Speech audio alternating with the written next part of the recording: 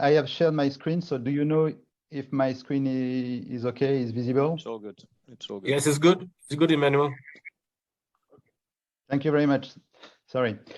So it's difficult to imagine the transition in port if the territory itself is not engaged in such a movement. So my presentation will focus on the ambition of the territories to move toward 100% renewable energy in the power system, and this is really and this is what is developed through what we call the energy plan. First of all, maybe it's useful to describe what we call the energy system on the Réunion Island. What you have on the screen is in blue, the line in blue is what we call the transmission network. So we have about 300 kilometers of transmission network, and all the dots are the substation where you can see there is a different kind of generation which is connected to this grid. So we have, as described just before, the power plant of Albioma, today in coal and in the future using wood pellet. And we have also an oil substation plant, a dispatchable substation plant, sorry. And we have also renewable dispatchable generation, mainly hydro. And the rest is obviously based on PV. We have today an installed capacity of a bit more than 200 megawatt of photovoltaics, and we have also some wind power plants on the east coast of Île La Réunion.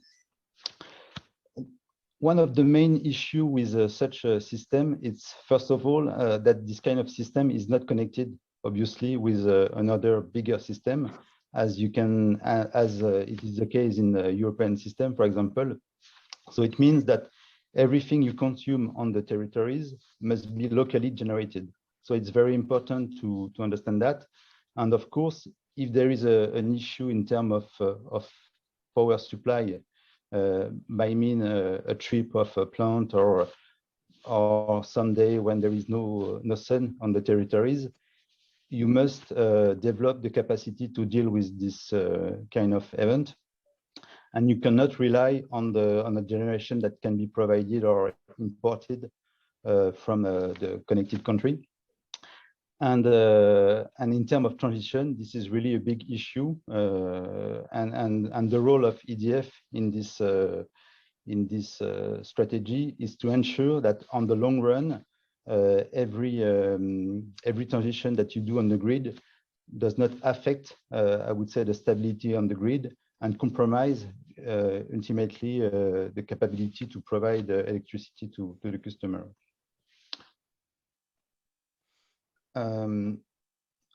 Okay, sorry. So today, what is the picture in terms of electricity mix? Today, depending of the climate condition, I would say we have around 1/3 of the electricity, which is renewable energy. The rest is based on coal, mainly and provided by Albioma. And the second third is based on electricity generated by oil, and as I said, the rest is renewable energy, and 15% is provided by hydro. A bit less than 10% is provided by PV and wind power, and the rest is bagasse during the sugar season. In parallel to this electricity mix, the territories is already engaged in a challenge to reduce the consumption. So in 2020, we have already avoided 63 gigawatt hour of consumption. It's the equivalent of 2 days of consumption in a year. So it's a significant effort, and this by reducing this consumption, we have also avoided a bit more than 44,000 tons of CO2 emission. So this is the picture today. But as I was explaining, the territories is clearly engaged also in the decarbonization of the electricity sector and more widely the energy sector. And also the territories is trying to become more and more self-sufficient in terms of electricity generation. In terms of energy consumption, electricity is around 23% of the final energy consumption, but in front of that, the electricity generation is in proportion the most I would say the sector when the greenhouse gas emissions are the most important. So it's a bit more than the 46% of the total gas emission. So it means that if you succeed in decarbonize this part of the industry, you will make significant gain in terms of greenhouse gas emission, and it will also help you to decarbonize the transportation, which is also the second part of the greenhouse gas emission. Okay. The energy transition is clearly driven by the fact that even a tiny island like Réunion Island is also, I mean, we have also a role to play in that. And also it's driven by the fact that we must comply with the Act on Energy Transition for Green Growth. And this act, I would say we must go toward the 100% renewable in very short term by 2030. In order to implement that, the territories is under the way to finalize what we call the multi-year energy plan. And this is mainly a roadmap until 2020 to set out the priorities and also to guide the investment providing by either the private or the public sector. And in order to do that, we rely on 3 pillars. The first one is to increase the renewable energy and to eliminate the fossil fuel plant. The second axis is to reduce the energy consumption, which is very important because if you don't do that, you will need to build new capacity on the island, and we want to obviously avoid that. And at the end of the day, if we are able to decarbonize the electricity generation, you will be able also to roll out low carbon mobility, which has less value if your electricity mix is based on fuel generation, basically. But today, with this perspective of having 100% electricity generated by renewable, it's clearly a very good opportunity.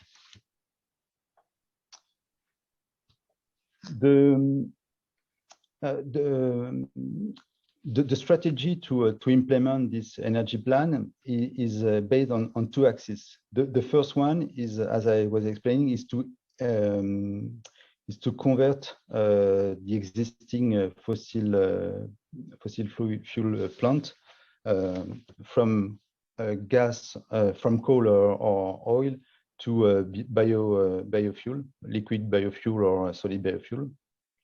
And this is what will happen in the next 2 years. And basically, as my colleague just before I explained, Albioma is already on the way to convert their own plant.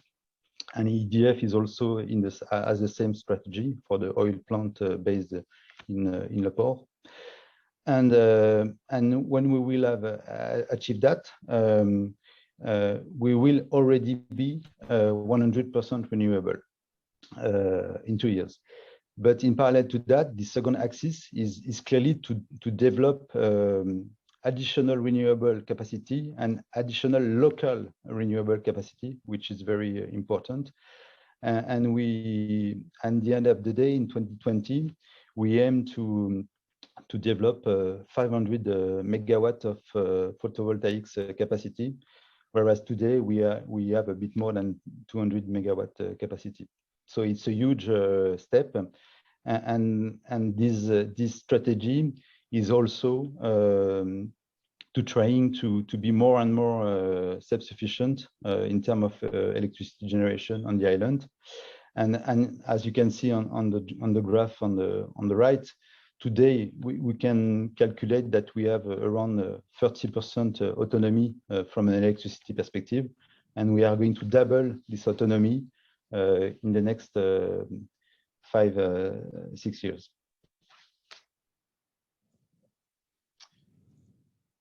In parallel to, as I was explaining at the beginning, the first pillar is the renewable development and the fossil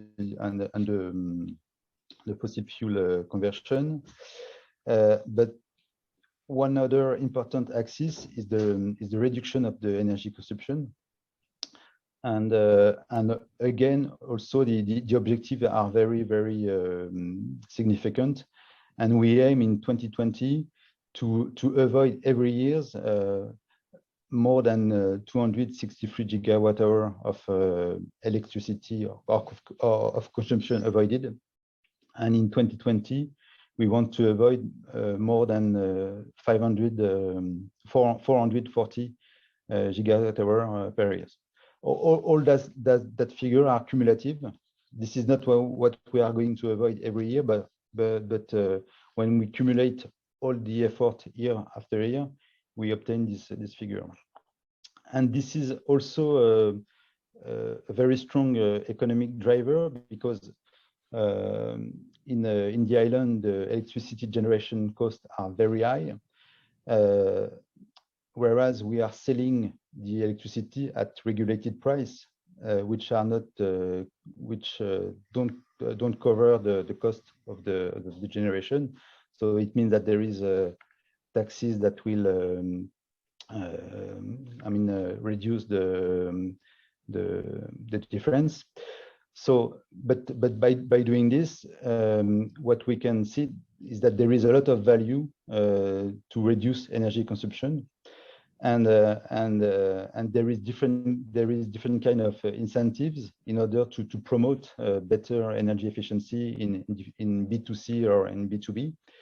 Of course, there is a lot of gain in the B2C sector in terms of promoting efficient equipment, household equipment, promoting most efficient solar water generator, and also to continue to develop thermal solar water, which is very important in La Réunion.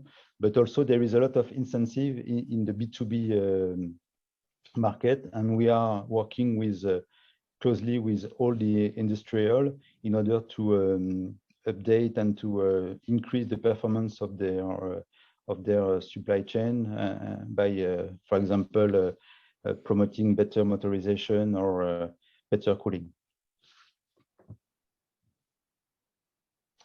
And at the end of the day, when you have transitioning your system, you will have this opportunity to also develop low carbon mobility strategy, and you can start from the e-bikes up to the e-bus, I would say. But of course, as you can see on a daily basis, you can see that the number of EV is growing significantly, and we assume that in the next 5-6 years, we will have in 2020 more than 33,000 EV vehicle on the road, and it means that it's a great challenge in terms of public charging infrastructure. And again, the energy plan is planning to roll out a large number of public charging stations in order to tackle this challenge. But from a system management perspective, one of the key issues is also to control the way the charging will happen, because if you don't manage that adequately, you have a risk that you are going to collapse your system at the peak hour because of the connection of the people that want to charge their vehicle when they come back to home. So this is a strong challenge for us. So if we want to summarize the presentation, potentially, and I think it's even not more potential, I think it's clearly what will happen. The Réunion Island will be the first French territory with 100% renewable electricity. And this is clearly a strong achievement that will happen in the next 2 years. In terms of figures, as I said, in 2024, all the fossil fuel plant will be converted. So we will be already on a mix with 100% renewable energy. And 4 years later, which is the end today of the existing energy plan, we will have also double the electricity autonomy from 30% to nearly 60%. And the rest of the story needs to be written, but basically, we will also continue to develop local renewable energy, photovoltaics and wind farm, wind power, of course, but also if we are able to increase more and more the local biomass, for example, it will also help us to import less pellet or less biofuel.